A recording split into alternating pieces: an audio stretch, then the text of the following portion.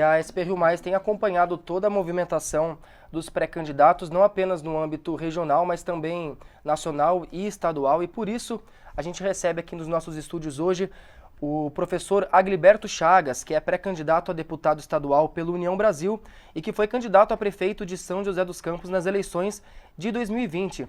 Professor Agliberto, já agradeço a sua participação aqui hoje no Jornal Abre Aspas, seja sempre muito bem-vindo aqui à SP Rio Mais. E eu já começo perguntando para o senhor, em 2020 o senhor ficou em 6º lugar nas eleições para prefeito de São José dos Campos, recebendo 2,75% dos votos e agora vai disputar novamente aí um cargo na política. Queria te perguntar, na sua opinião, o que mudou no cenário político daquele ano para esse ano, tanto no cenário aqui regional quanto no nacional. Bom dia, professor.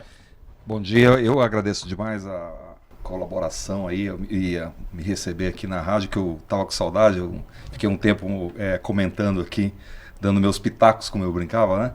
É uma honra também estar com o Zé Guilherme aqui, feliz pra caramba por ele retornou aqui presencialmente e a gente poder trocar ideias e percepções aí sobre a política e sobre outras coisas que a gente conversar aqui. Bom, o cenário... E a avaliação que eu tenho é que o cenário não mudou de 2020 para cá, ele mudou de 2018 para cá.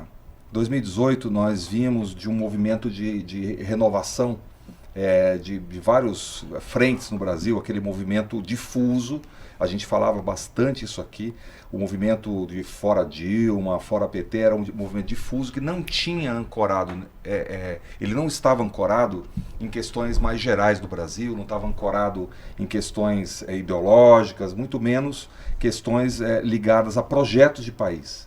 Estava ancorado numa percepção de que estava tudo muito ruim, e essa percepção, uma boa parte era verdadeira, dada as questões ali de corrupção na Petrobras, as questões do país, a questão da educação que patina no Brasil há décadas, né?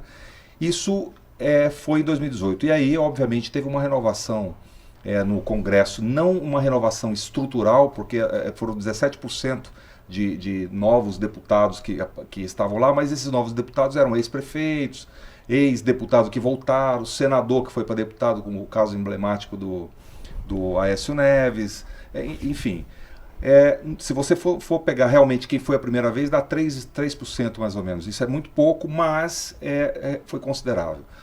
E isso mudou mesmo. Agora, de lá para cá, o país percebeu que essa renovação, esse movimento, era um movimento um tanto quanto vazio e começou a ter essa polarização no país. Essa polarização se acirrou e hoje nós temos uma eleição que é muito diferente de 2018. Esse ano, a percepção que a gente tem das pesquisas qualitativas e de todo o cenário é que a população está olhando a experiência dos candidatos e está olhando, olha, esse negócio de novo, de percepção de que a gente tem que renovar tudo, não é bem por aí. A gente precisa resolver o problema do país. E o problema do país continua sendo desemprego, a inflação voltou, juros altos, a economia continua concentrada, não está chegando no dia a dia, só ir ao supermercado que a gente vê, a questão da gasolina, a questão da educação continua sendo um problema estrutural no país. A gente patina no PISA, na PISA, que é a pesquisa que mede a qualidade da educação. Então isso foi o que mudou. O projeto de país, que essa onda de renovação, a chamada nova política, se comprometeu, e eu faço uma autocrítica enorme, porque eu fiquei 10 anos construindo uma alternativa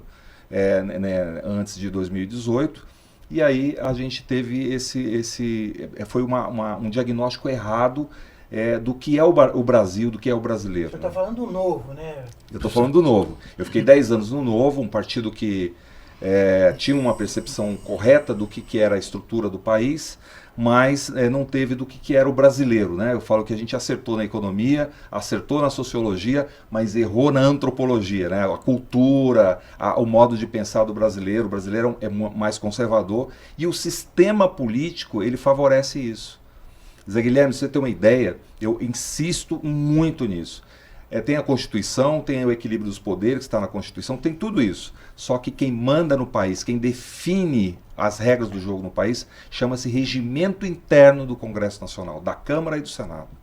É lá no regimento interno que se coloca poder demais na mão dos coordenadores, dos chefes dos partidos, e de menos naquele que foi eleito para representar o povo. Então, o deputado federal, ele representa a população e o senador representa as unidades da federação. Só que na hora que chega lá, o regimento diz o seguinte, olha, o líder da bancada é que faz os acordos. 80% das votações lá é acordo de liderança. Não vai para o plenário. Se não vai para o plenário, o deputado que foi eleito, ele não tem poder nenhum. E esse sistema, ao invés de ele se esgarçar, de ele dar sinal de enfraquecimento por conta desse movimento de nova política e tal, ao contrário, ele se concentrou e se consolidou. Haja vista, de novo, o Centrão aí num papel fundamental, ancorando o governo do Bolsonaro. Então, realmente, isso mudou e a gente precisa entender esse movimento todo para continuar fazendo política no Brasil. E o professor Agliberto mudou também, né? Como é que o professor explica uma mudança tão radical que é a passagem do Novo para a União Brasil? Quer dizer, em muitos pontos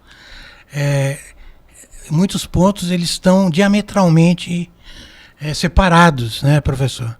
Como Sim. é que isso aconteceu? Na verdade, Zé Guilherme, eu brinco assim, eu não mudei, quem mudou foram os partidos, né? Eu continuo o mesmo, eu continuo defendendo o que eu sempre defendi, a ética na política, a honestidade, continuo defendendo a educação básica como o grande fator de mudança do nosso país no longo prazo, continuo defendendo o que eu sempre defendi. Tá aí, eu participo na cidade, na região, sempre olhando para cima, olhando para o olho das pessoas, dizendo, olha, eu continuo lutando pelas mesmas coisas. Só que a política no Brasil, ela tem um sistema, e para você participar desse sistema, ou você entra nele para mudar, ou você vai ficar batendo panela o resto da vida. E isso eu demorei para perceber e agora realmente eu fiquei 1 ano e meio olhando esse cenário e aí eu falei, olha, agora eu preciso entrar lá. Né? Eu vou te contar algumas questões ligadas a essa mudança entre o Novo e União Brasil, que é o partido que eu me filiei agora recentemente. O Novo, por exemplo, não usa o fundo eleitoral. Né? Zé Guilherme, eu fiz uma campanha em 2018, que eu fui candidato a deputado federal, nunca tinha feito eleição nenhuma, participado como candidato. Eu tive 24 mil votos. Para a primeira vez, mesmo sendo aquele movimento de nova política, foi um número expressivo. E eu não tinha noção do que era fazer uma campanha, do que é conquistar um voto. 24 mil votos em mais de 300 cidades no estado de São Paulo é muita coisa. Eu gastei 40 mil reais. 40 e pouquinho. Né? Foi uma coisa assim absurda, mas com muita criatividade, em cima de uma Kombi, usando aí toda a minha contribuição de anos aí na cidade, na região. Então, foi interessante. Mas eu vi quem se elegeu, quem tinha dinheiro. Como o Novo não usava dinheiro público, quem foram as pessoas que se elegeram? As pessoas que tinham grupos de interesse muito forte. Né? Os deputados que tinham, ou era empresário, eu disputei internamente com um cara de Campinas que era mega empresário, industrial, muito dinheiro próprio, não era nada para troco.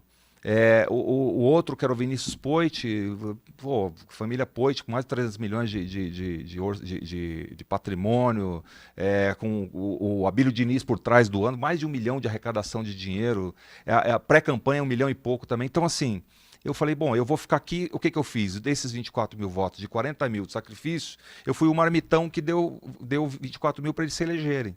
Por exemplo, o Alexis, que foi o candidato eleito em Campinas, foi eleito com 44 mil votos. Os meus 24 mil ajudou a eleger um cara que eu nunca vou conseguir furar essa bolha, nunca. Aí a reflexão foi caindo a minha ficha. Em 2020, quando eu fui candidato a prefeito, esse pessoal já eleito falou, não, agora eles vão me ajudar, porque na verdade eles viram que eu tenho voto, que eu tenho não sei o que e tal. Não veio um centavo. Aliás, para não ser injusto, veio um colega do Vinícius Poit me ajudou e do Marcel Van Hatten, lá do Rio Grande do Sul, que não tinha nada a ver com São Paulo. Olhou, viu a proposta, viu que não estava patinando na arrecadação, resolveu me ajudar um pouco aqui, mas mesmo assim, para prefeito eu gastei 80 mil, dobrou.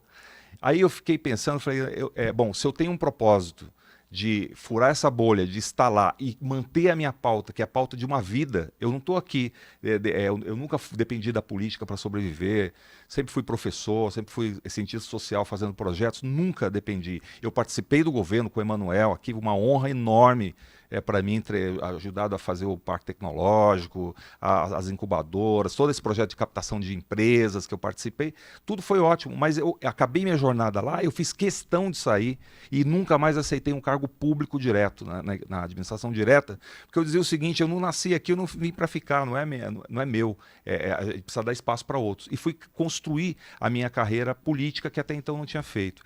E agora mais ainda, Zé, agora eu aposentei em dezembro passado, depois de 40 anos de carteira de trabalho, 40 anos de contribuição, eu resolvi parar, conversei com a minha família, falei, eu vou me dedicar exclusivamente à política. A minha família tomou um susto porque eles imaginavam que eu ia para a roça, lá no sul de Minas, que a gente tem uma casinha lá e tal. Eu falei, não, eu vou para isso porque é um propósito de vida. Então, assim, eu estou muito tranquilo com isso. Aí, para encerrar essa sua pergunta, sendo mais objetivo, União Brasil, eu estava conversando com um dos líderes lá, que eu posso falar aqui, que é o Fernando Marangoni, foi secretário de habitação, de executivo de habitação do Dória, agora é muito amigo do Rodrigo Garcia. A gente conversando um pouco, ele tentando me convencer, ele falou o seguinte, olha, lá no Novo, a dinâmica era você pegar dinheiro privado. Então, depois que você era eleito, você fica com um certo compromisso, entre aspas, ali e tal, mais ou menos, com as pessoas que doaram dinheiro para você. Né? Então é privada o compromisso. Quando o dinheiro é público, você fica devendo para quem? Para quem é pagador de imposto. Então a população paga o imposto e esse imposto pega o fundo eleitoral para financiar as campanhas. E você vai dever então para a população. Então você tem que escolher. Esse é o jogo. E a segunda coisa dessa reflexão é o seguinte. Eu sou contra esse exagero de fundo eleitoral. Absurdo que faz o Brasil. 4,7 mais o fundo partidário, dá quase 6 bilhões num país que a gente está cheio de desafios para a população, desafio de 100 milhões de pessoas sem água tratada, esgoto tratado e tal, você coloca fundo eleitoral ali. Mas enquanto tiver o fundo eleitoral, eu acho que a gente tem que usar, e lá dentro a gente tem que ser contra esse fundo eleitoral. Mas se não fizer isso, se não usar para entrar lá, você nunca vai ser vai ser aquele cara que vai ficar reclamando e inocente útil, né? E aí eu cansei e falei, não, eu vou buscar essa alternativa, e União Brasil foi o que mais chegou perto do que eu pensava aqui no estado de São Paulo, principalmente. Por quê? Rodrigo Garcia vem do DEM, que é a fusão, né? O União Brasil funda a fusão DEM e PSL. Eu entrei com esse grupo do Rodrigo Garcia, fiz uma reflexão enorme sobre a importância de a gente manter o projeto, que não é um projeto que eu acredito que seria o melhor para o estado de São Paulo, mas dado o que tem acontecido no país, nós não podemos correr o risco de ter o Lula ou o Bolsonaro governando o país com o estado de São Paulo sendo governado por algum aliado deles. Aí a gente está no mato. Então a gente precisa fazer essa contraposição. Isso que eu ia te perguntar mesmo, professor, porque o União Brasil, como o senhor acabou de citar, ele é a fusão do DEM e do PSL, né? O PSL é o antigo partido do presidente Jair Bolsonaro, né? Queria saber, na opinião do senhor, como que o senhor avalia essa polarização política que a gente vive hoje entre Lula e Bolsonaro? Olha, é muito ruim para o país uma polarização como essa. É impossível você imaginar que um país como o nosso, 220 milhões de habitantes, mesmo com baixa participação, baixa cidadania, você imaginar que que as pessoas estão só ligadas a duas correntes de pensamento. O que eu acho frágil é que os dois projetos não têm uma corrente de pensamento ideológica, que tem um projeto de país claro, que tem um projeto de inclusão das pessoas, que tem um projeto de tirar as pessoas, emancipar as pessoas de verdade. E para mim, de novo, parece um mantra, mas eu sempre coloco, para mim, você só tira as pessoas de verdade dessa letargia que a gente está no país com a educação de qualidade, com oportunidade lá embaixo para todo mundo, né? Então, eu acho ruim para o país. Em que pese isso, a realidade que nós temos, foi alimentada por esses grupos políticos, por esse sistema político que existe hoje no país, e está aí, é uma realidade, nós não podemos negar essa realidade, porque vai ser assim até as eleições, não tem jeito. Então, a gente precisa hoje quebrar isso, a terceira via, que está sendo gestada aí, parece, eu brinco que parece gestação de cavalo, de égua, né? Porque são 10 meses e falaram que eram 6, já foi para 7, agora está chegando os 10 meses e não nasceu a terceira via. E hoje, aliás, você acabou de ler aí, precisamente hoje, nós temos a bomba aí da carta do Dória, né? Que seria, entre aspas, aí um cara que teria todas as chances, é o caso mais diferenciado que eu já vi na história da ciência política brasileira, principalmente dos momentos democráticos que nós tivemos. Porque o Dória fez, se você pegar os indicadores do Estado de São Paulo, nesses 3 anos que ele ficou lá, 3 anos e meio, cresceu 7,5% em média o PIB, né? Você tem agora, Sem contar a questão da vacina, né? Sem contar a vacina. Ele foi o grande articulador, né? O articulador que saiu, né, Zé Guilherme, com a vacina e tal. Uma outra coisa, agora nesse primeiro semestre, até abril, aliás, teve uma arrecadação recorde de 1 trilhão de impostos. 37% desse 1 trilhão veio de São Paulo. Em plena pandemia, em plena fecha tudo, aquela coisa toda, a gente colocou de imposto no caixa do governo federal 37 por 300 e poucos bilhões foi a contribuição aqui de São Paulo. Quer dizer, um governo que fez isso não pode ter sido um gestor ruim, né? Você pegar os outros indicadores. É um cara que, entre aspas, também é mais democrático, é um cara que respeita as instituições, né? Pô, não gosta muito dessa coisa da vaidade, né? E isso é uma coisa interessante. Aí eu conversei um pouco, encontrei com o Dória 1 ou 2 vezes, eu não tenho amizade com ele, não tenho contato com ele, mas as 2 vezes que eu encontrei, eu tive essa percepção que ele, essa gana que ele tem de ganhar, de vencer, ele passa por cima de um monte de coisa com muita falta de diálogo, de humildade e tal, e isso pegou. O brasileiro, ele tem na cultura média, nossa, no pensamento médio, ele tem aquela coisa do acolhimento, né? Ela tem aquela coisa mais, entre aspas, por favor, não vamos entender errado aqui, o Fernando Henrique pagou caro por essa expressão, mas esse jeito caipira de ser nosso, né? Nós ainda tem muito laços com o mundo rural, de conversar, tomar um cafezinho e tal, e ouvir as pessoas bastante. O Dória, ele faz o projeto e vai, e ele implanta os projetos, ele fez muita coisa em São Paulo, né? Só que não colou, ele não conseguiu se apropriar do que ele fez. O que eu acho uma pena, porque independente de qualquer coisa, nós estamos elegendo presidente da República pelos seus bons hábitos à mesa, pela sua opção sexual, pela sua opção religiosa, enfim, nós estamos elegendo para administrar bem o país. E é isso que a gente precisa começar a entender, né? O mesmo acontece com o Bolsonaro, com o Lula. Eu não quero saber se o Bolsonaro é truculento, aquele jeito dele e tal. Eu quero que ele dê bons resultados para o país. E a gente está vendo que ele não dá bons resultados para o país, porque o jeito dele é incorporado nas decisões que deveriam ser decisões isentas, decisões fora desses hábitos aí, mas ele traz o jeito dele para tomar de decisão e deixa muita gente fora das decisões dele, né? Então é um cara mais antidemocrático, porque ele flerta muito com a rigidez aí da caserna, né, que ele traz. É inadmissível um presidente da República num país que sofreu aí quase 20 anos, né, de uma ditadura cruel aqui no país. A gente vê ele ainda tendo essa posição de buscar isso, né? Então, trazendo aqui para a eleição no Estado, por que a gente deve votar no candidato professor Agliberto? Ele mantém a sua plataforma, como o senhor já disse, né? Ligada à educação, ciência, tecnologia, pesquisa. Que era uma das pautas que o senhor trazia como prefeito, né? Sim, sim. Olha, Zé Guilherme, na verdade, essa reflexão foi uma reflexão que eu fiz. Assim, eu tinha 2 opções. Uma opção era largar a política de vez, e a outra opção era ajudar alguns políticos com mandato, que me convidaram para cá, para lá. Sempre tem um convite aí sendo colocado para mim, por conta do meu currículo, da minha experiência, sempre tiveram. Eu resolvi dizer o seguinte: eu fiquei olhando o perfil dos candidatos, fiquei olhando o perfil dos mandatários, fiquei olhando o perfil de pessoas que estão aí se articulando para ser candidato. Falei, gente, eu tenho a mesma proposta a vida inteira, a minha vida profissional inteira foi ancorada nesse tripé: educação, inovação e empreendedorismo, né? Tá aí na cidade, até hoje, as pessoas têm projetos meus andando por aí.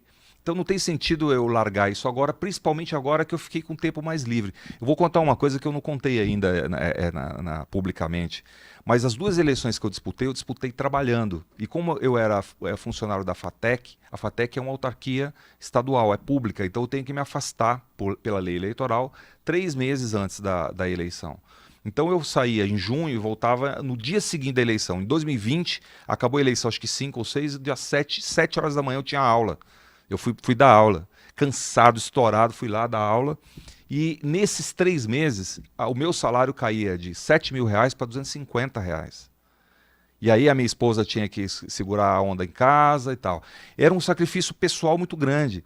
E depois, com a atribuição de aula para o ano seguinte, é só no final do ano, eu ficava ainda outubro, novembro e dezembro sem aula. Então, os 3 meses, mais os 3 meses finais do ano, eu ficava com o salário de R$250. Nossa, o casamento... Aliás, eu sempre agradeço a minha esposa por isso, porque ela também me ajudou a construir esse propósito. Então, por que eu me animei a ser pré-candidato? Primeiro, pelo meu histórico de servir o tempo todo, por essa pauta, e pela certeza absoluta que eu quero continuar servindo as pessoas, mas com o meu perfil, esse perfil de ouvir, de acolher, de procurar o diálogo, de procurar fazer a emancipação das pessoas de verdade, né?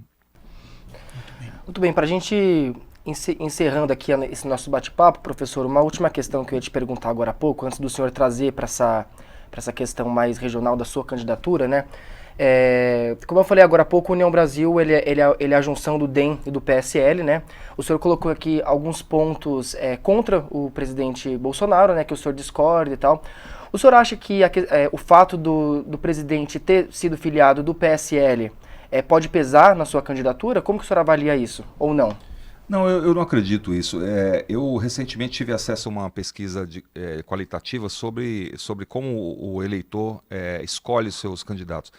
O brasileiro escolhe a pessoa, ele sempre olha a pessoa, ele não olha o partido, até porque são 30 e poucos partidos, é difícil você imaginar também que tem 34 opções ideológicas, pensamento para ser escolhido. Né? O pessoal, a gente sabe que essa onda enorme de partidos é derivada desse jogo político que existe no país. Fundo eleitoral, fundo partidário, né? O partido acaba de ser... Não tem lá a sua definição ideológica precisa, né? Não tem. E falta muito, muito mesmo um projeto de país. O que nós queremos ser, de verdade? Nós vamos continuar sendo um quintal do mundo, a horta do mundo. E mesmo assim, entre aspas, né? Porque se o mundo... Agora a gente descobriu que nem fertilizante nós temos no país, né? Foi preciso ter uma guerra lá para a gente descobrir que nós estamos no mato se não tiver fertilizante. O presidente agora está com a bandeira aí, tribulando, dizendo o seguinte, ó, tá vindo aí 27 navios aí trazendo fertilizante. Gente do céu! Nós temos aqui minerais, nós temos aqui o potássio, tem um monte de coisa para fazer fertilizante e a gente não tem essa autonomia. Que país nós queremos ser? Essa é a grande questão. Como é que a gente consegue ainda sobreviver num país que a criançada não está conseguindo aprender lógica, linguagem e ciências? O que está acontecendo? Dinheiro? Pelo contrário, nós temos muito dinheiro na educação. Não é dinheiro. É foco, é prioridade, é seriedade com a educação, né? Então, eu não acredito que vá prejudicar, que o fato do presidente ter sido filiado ao PSL vai prejudicar, até porque nós somos hoje oposição ao presidente aí, né? Muito bem. Muito obrigado pela sua entrevista, professor Agliberto Chagas, pré-candidato a deputado estadual pela União Brasil. Mais uma vez, seja sempre muito bem-vindo à SP Rio Mais. Obrigado, professor. Eu agradeço muito e estou sempre à disposição para a gente trocar ideias aqui. Obrigado. Muito bem, lembrando que essa entrevista fica salva lá no nosso YouTube. Só você procurar lá, SP Rio Mais, e você confere todas as nossas entrevistas com os pré-candidatos nas eleições deste ano.